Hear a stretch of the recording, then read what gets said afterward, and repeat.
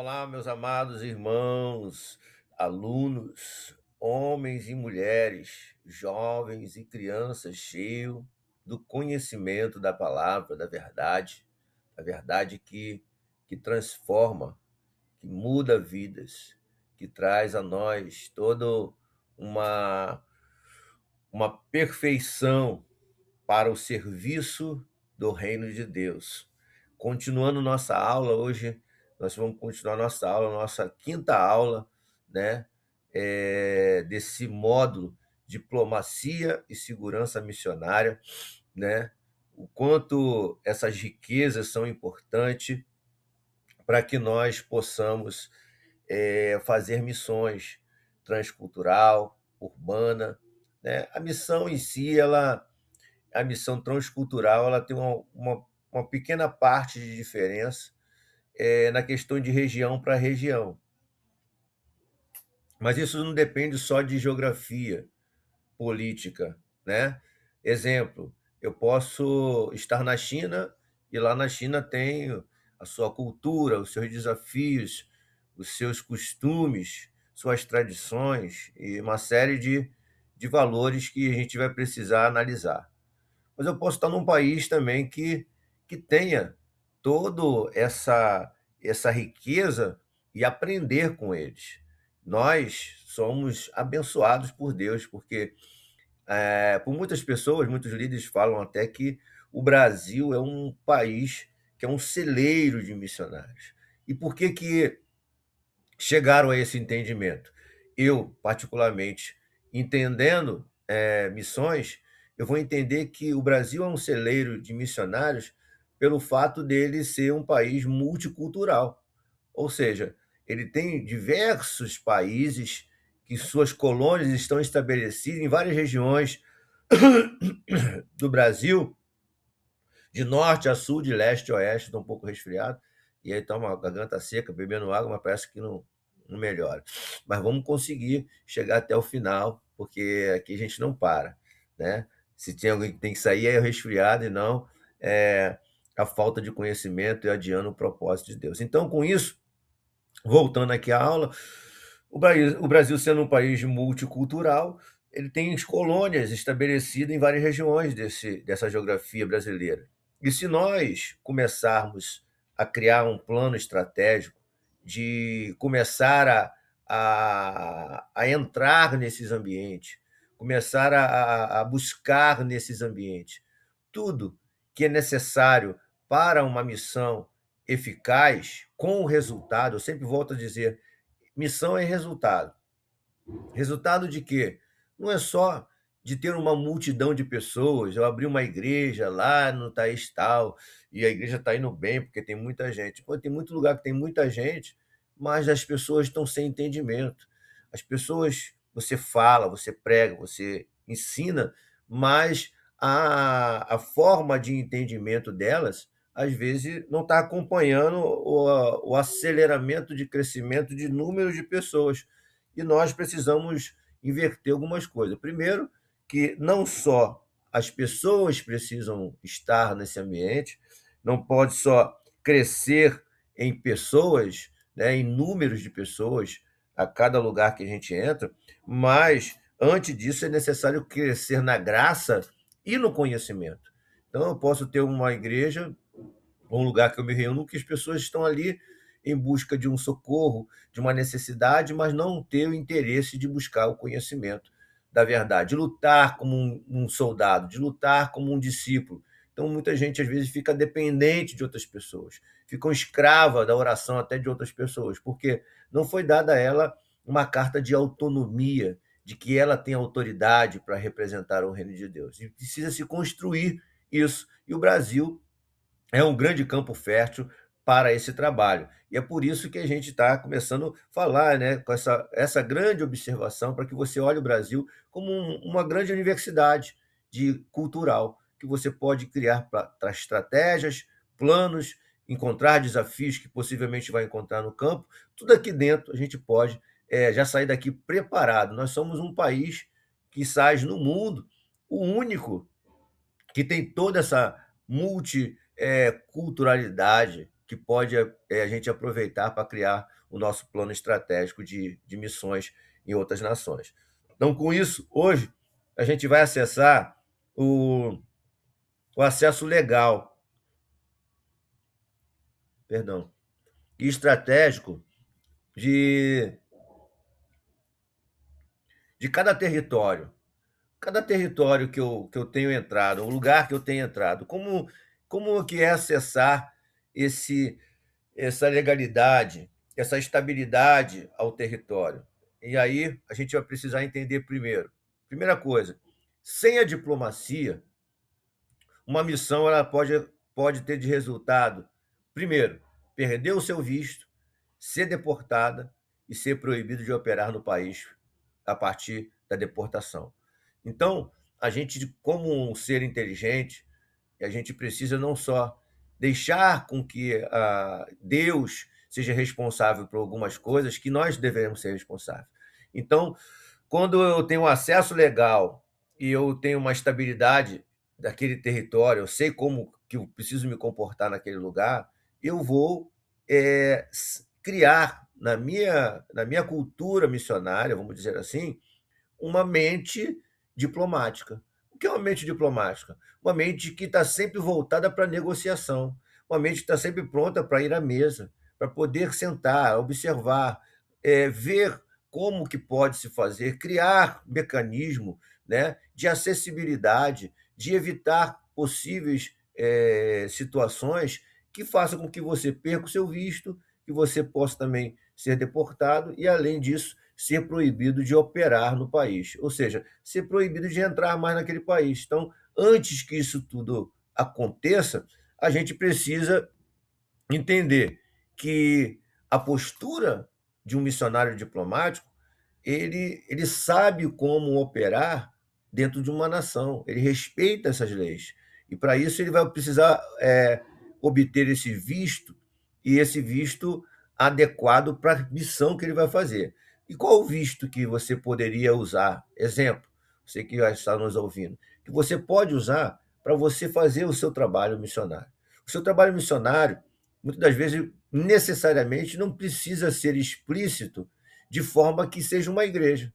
Exemplo, existem 4 formas de nós fazermos a missão dentro de uma forma diplomática e com direitos diferentes: a igreja, a diplomacia, né, a educação e uma série de valores que a gente precisa colocar. Então, quando eu escolho como que eu vou entrar nesse país, eu vou entrar como um missionário humanitário, eu vou levar ajuda humanitária, eu vou levar educação, como é que eu vou me comportar nisso aí? Porque essa decisão primária ela é importante, porque ela tem o seu grau de responsabilidade, de direito, de liberdade também de atuação naquele lugar, até mesmo de direitos de você ter prorrogado o seu visto pelo trabalho que está sendo implantado naquele lugar. Exemplo, dentro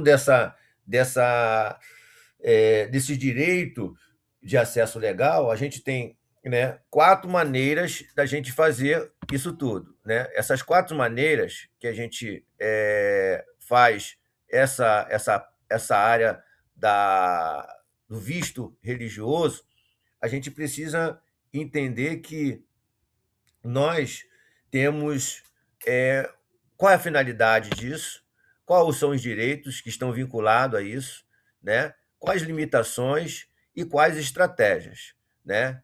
Então, dentro desses 3 pontos alvos, além de tudo aquilo que já se faz, a gente precisa saber como que eu vou atuar dentro desse escopo autorizado.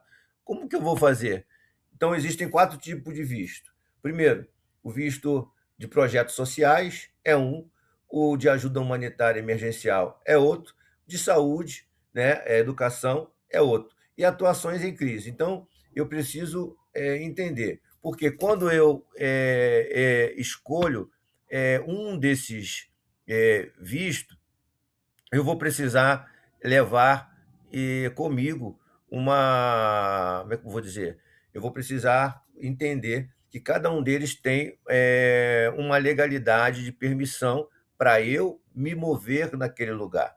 Com isso, a gente vai trazendo uma comparação estratégica para isso. Qual é a comparação estratégica?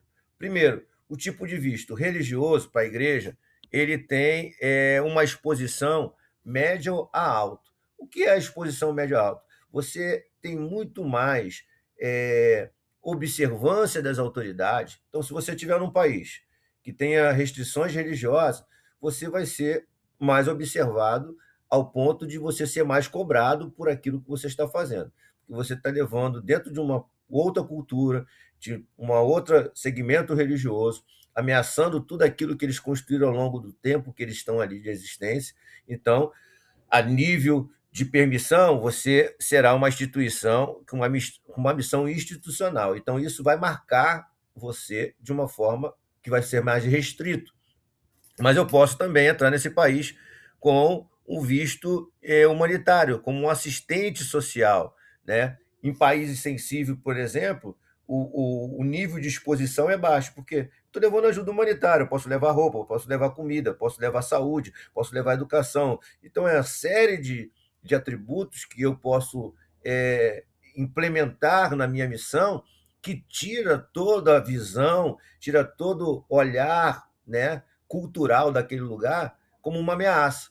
Então, eu posso usar essa estratégia para entrar nesse país que tem um baixo nível de exposição e eu ter mais eficácia dentro disso que eu vou fazer. Exemplo, eu vou entrar como médico, né? Médicos Sem Fronteira. E, de repente, eu chego nesse ambiente, eu sou recebido, eu tenho baixa exposição de risco para aquele país, para aquele povo. E aí, dentro dessa minha missão da saúde, eu vou implantando, eu vou semeando, eu vou colocando todo o propósito que Deus colocou no meu coração, de uma forma inteligente, de uma forma estratégica, de uma forma que vai gerar resultado a curto, médio, longo prazo. Isso vai depender muito de quanto você tem de acessibilidade às pessoas, né? O importante é entender que você não tem pressa. Primeiro, que Deus não está atrasado para nada. Tudo está no controle dele. E você também não está atrasado, está no tempo certo. Então, fazendo assim, você vai construindo aí a sua introdução nesse território. Terceiro tipo de vista é o educacional. Quando você entra com um método de foco no ensino, no estudo, né, como uma estratégia relacional com aquele povo. Também tem um baixo índice de exposição às autoridades. Não chama muita atenção, porque está levando algo que vai cooperar com o desenvolvimento daquele país. E o quarto visto é o visto voluntário, que é feito com projetos sociais, né? E esse visto ele tem curto prazo, né, na sua missão nesse lugar. O que é isso? Ele tem uma validade menor dentro do país, de tempo de poder ter liberdade de fazer o trabalho nesse país, né? E o nível dele lá, nesse país é baixo a médio. Ou seja, ele já aumentou um pouco o grau do olhar daquele país, daquela nação para mim, como alguém que pode ter com ele, na sua missão, no seu projeto voluntário, né, uma atenção deles tipo olhar para você e falar assim, ó, esse cara tem que vamos ficar de olho nele para que a gente não venha se perder e deixar com que ele venha mexer na nossa tradição, no nosso costume. Então, tudo isso são estratégias que a gente pode colocar dentro do seu esboço de planejamento missionário, tá? Segundo ponto é como uma postura diplomática, como que eu posso me comportar como um diplomata, que importância tem isso dentro de um país que eu quero implantar uma missão do reino? Primeiro, o seu comportamento ele vai passar por uma avaliação no consulado, na embaixada, onde você for pedir o seu visto. E lá, o cônsul, normalmente, ele faz uma entrevista, né, com cada pessoa, perguntando perguntas, né, que são simples, mas que têm um peso de avaliação da visão de tudo que ele é, de tudo que o seu país representa. Exemplo, eu vou viajar para os Estados Unidos, eu vou ter uma entrevista com um cônsul americano que vai me perguntar o que você vai fazer nos Estados Unidos.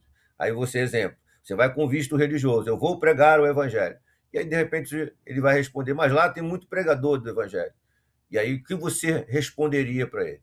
Como que você construiria esse relacionamento com esse cônsul que está ali com a caneta na mão, podendo aprovar a sua entrada ou reprovar a sua entrada?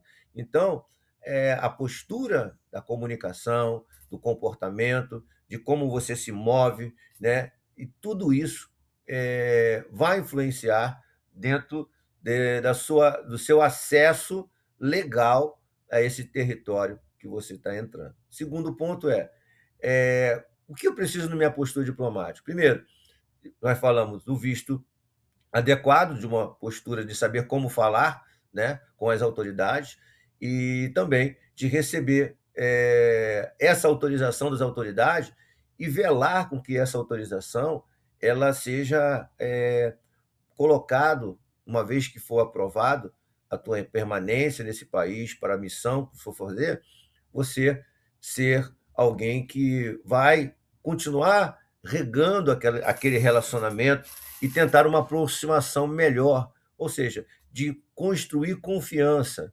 aquele cônsul, né, ou embaixador que está ali, ou secretário, seja lá o que for que esteja te atendendo, de forma que ele possa te ver como alguém que realmente é uma voz de ajuda que está levando crescimento para o seu país, que está levando desenvolvimento, que está cooperando com o desenvolvimento desse país. Terceiro você precisa entender que se os teus projetos eles estão autorizados pelas autoridades. Então, esses projetos eles estão autorizados pelas autoridades, eles estão registrados publicamente, que não é algo oculto, algo que venha trazer nenhum tipo de entendimento, de duplo entendimento, que possa correr ameaça, algum tipo de. A gente não sabe o que está passando na cabeça dessas pessoas, né? Então, quanto mais clareza tiver nesse projeto humanitário e educacional, ou religioso, social, vai ser de suma importância a aprovação do seu visto. Eu, particularmente, eu tenho o hábito de fazer uma coisa. Recentemente, eu fiz um projeto para Moçambique, de segurança internacional. E criei um projeto porque Moçambique está passando por um processo de falta de segurança nas ruas. O turismo ele enfraqueceu a economia do país e, com isso, esse enfraquecimento precisa-se de um plano inovador, uma visão. E eu, analisando todo esse contexto político, geográfico, geopolítico de Moçambique, eu criei um projeto naquilo que eu entendo, e eu formatei esse projeto num PDF, num PowerPoint, né, dentro de uma plataforma de inteligência artificial, e ficou um projeto bacana. Enviei ao embaixador, né, lá na cidade de Moçambique, né, para que possivelmente a gente possa construir. Qual é a finalidade do projeto? É mostrar para ele a minha vontade de querer ajudar, a minha vontade de querer cooperar com ele, porque nós podemos ser também um missionário que vai cooperar com o crescimento daquele país, montar um projeto social. Exemplo, eu criei um projeto social para Moçambique de plantação de arroz e de fábrica de tijolo, a qual vai desenvolver esse trabalho, colocando em pauta, ele vai causar desenvolvimento local. Ou seja, eu não vou fazer um desenvolvimento a nível inicial do país inteiro, porque não tem estrutura para isso. Mas eu montei um projeto que seja provincial. O que é um projeto provincial? É que cada província ela tem uma população existente ali. E a gente vai pegar toda essa população que está ali e vamos ali dar um treinamento prévio para eles, e na cada casa, cada residência que eles moram, eles têm o solo. Lá não é como aqui no Brasil, né? A maioria das províncias são chão de barro. E nessa geografia de Moçambique, cada região, o solo ele tem uma riqueza e um tipo de plantação que nós podemos plantar. Ou por quê? Porque aquele solo, um solo tem pouca água, outro tem mais água. Então, eu fiz essa análise toda, então eu criei o projeto, é o Tijolo Social, né? E esse projeto veio para poder ajudar essas comunidades, que são essas províncias, a se desenvolverem economicamente, a desenvolverem também a fabricação desses tijolos, para que a União Africana, né, que está com um projeto até 2063 de mudar a sua economia para se tornar um continente autossustentável. E quando eu chego com um projeto desse, eu estou alinhado com a visão do que a União Africana está. Então, todo o recurso que está lá, quando esse projeto chega na mão de uma autoridade, ela olha esmiuça aquilo com carinho, ela vai olhar assim, peraí, esse cara aqui tem um potencial, esse cara aqui ele serve para estar do meu lado. Então, você não pode pensar no desafio do que não vai acontecer. Não, o não você já tem. Você precisa acreditar do que esse conhecimento que você já tem, ele é suficiente para poder ajudar e cooperar com outro país. Então, essa mentalidade precisa estar formada em você. Você não pode chegar lá, ficar olhando para a terra, o que, que eu faço aqui? O que, que será que dá aqui? O que, que eu posso fazer? E o tempo passando e você não consegue se desenvolver de forma eficaz e muito menos trazer resultado. E por que isso? Porque o missionário, em muitos países, ele não pode trabalhar. E trabalhar, que eu falo assim, ter a sua carteira assinada, ele não pode ter vínculo empregatício. Como que ele vai sobreviver? Se a igreja abandonar, se a missão, as pessoas que são responsáveis pela sustentabilidade, não continuar sendo fiel àquela missão, te abandonar no campo missionário. Como será feito isso? Então, dentro desse projeto, temos o projeto também de empreendedorismo, né? Que a gente traz uma postura de empreendedorismo, da gente começar a analisar a terra, todo o país, ele tem sua riqueza de exportação. E com isso a gente pode, muitas das vezes, né? O plantação de arroz, né? Eu posso criar dentro de uma colônia, dentro de uma província, uma plantação de arroz. Hoje eu sirvo na feira, daqui a pouco eu estou exportando arroz para Angola, para Sudão do Sul, para Eritreia, Marrocos. Quando você vê, você expande um projeto social que começou dentro da casa dos próprios moradores e, de repente, se tornou uma grande ferramenta de sustentabilidade e do aumento do PIB daquela nação. Tu acha que o presidente, as autoridades, quando vê isso em pauta, quando vê que isso fluiu, que isso funcionou, tu acha que eles vão ficar olhando para você? Não, eles vão querer aproximação, eles vão querer relacionamento, eles vão querer diplomacia, eles vão querer investir em você porque eles viram que algo deu resultado naquele lugar. Então, fazer a missão não é pegar uma mochilinha, comprar uma passagem e andar aí e dizer, eu sou da igreja tal, eu vim falar de Jesus, Jesus cura, salva e liberta. Não, não é isso. Não. Isso aí são pessoas que às vezes vivem pela emoção, pelo sentimento de que eu sou missionário porque meu pastor me botou óleo na minha cabeça, me deu uma carteirinha, agora eu sou missionário. E aí vai fazer tudo de qualquer jeito. Quando chegar lá, como muitos já aconteceram, né, o percentual de pessoas no campo missionário que estão totalmente abandonados é muito grande e a gente precisa mudar esse quadro. Como que começa a mudar isso? É com conhecimento, é com estudo. Se você não senta para aprender, você não vai poder ensinar ninguém. Então não adianta você ter pressa. Deus não está com pressa de nada. Tá, todo mundo está de cabeça para baixo. Deus está no controle. Bota isso na tua cabeça. Esquece o tempo. Porque o tempo, quem está com o tempo certo é Ele. Entenda, entra no Kairós do Senhor, entra no tempo do Senhor, né? Eu falei até com a minha mãe esses dias, com a minha irmã, né? Uma coisa interessante. Eu não tive a oportunidade na minha infância de ser alguém que deu frutos, né? Que cresceu, que estudou, que fez aquilo. Mas o tempo passou, mas Deus pegou o tempo exato que eu estou e fez dele ser proveitoso. Ele fez dele o tempo que é o tempo que ele escolheu. Então eu quero acreditar que eu, na minha infância, eu não tive a capacidade neurológica suficiente para aprender o que eu sei, mas quando eu cheguei aqui onde eu estou, nesse exato momento, na idade que eu estou, ele derramou todo tipo de sabedoria que vem do alto para mim poder ser alguém que vai confundir aqueles sábios que começaram antes de mim. E vou dizer para você, tem muitos amigos de infância que saíram correndo na minha frente, ficaram ricos. E quando eu encontro na rua, às vezes dá até pena, porque eles perderam tudo.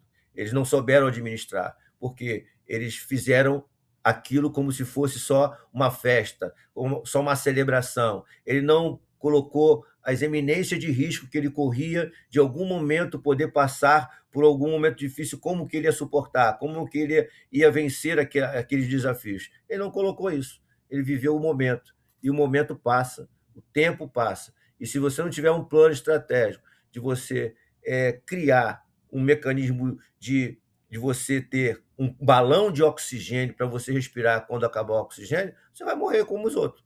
Mas se você tem um balão de oxigênio, você sobrevive suficientemente para poder realmente chegar no propósito. Quer um exemplo disso?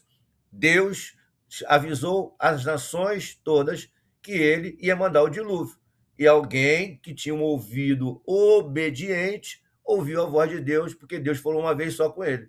Não precisou ficar igual os irmãos têm aí. Tu fala uma, duas, três, quatro, e tem muita gente aí, né, que não quer dar crédito àquilo que Deus está falando. E aí fica batendo cabeça de lá, batendo cabeça de cá. Aí um está dando certo agora, mas daqui a pouco vai cair, é questão de tempo. Então, por causa de Noé, tudo começou novamente. Então, se tem um mundo que está dando errado, Deus está esperando você se posicionar para que ele possa começar novamente. E não parou isso em Noé, isso não parou nesses homens que entenderam que a voz de Deus ela tinha todo um propósito para um novo tempo. Então, é isso que a gente quer imputar na sua cabeça para que você construa uma postura diplomática missionária e você possa ter resultados, permanência legal e duradoura no país que você for fazer a sua missão. Então, essa foi mais uma aula aí para ajudar você dentro do seu projeto missionário. E se você quer aí aprender a fazer missões no país que você for, que você está disposto a fazer missão, que Deus falou para você fazer missão, vem para cá, vem aqui para a UMB, que a gente vai junto construir aí esse projeto missionário. Nós vamos construir resultados para a sua vida. No final desses módulos todos, eu vou pegar tudo isso que a gente está falando de aula a aula e eu vou te mostrar o resultado de quem anda planejado, de quem faz missões, mas faz missão com conhecimento e com planejamento. Esse sim, esse tem resultado, para a glória do Senhor. Grande abraço, até a próxima aula. Em nome de Jesus, fica na paz, em nome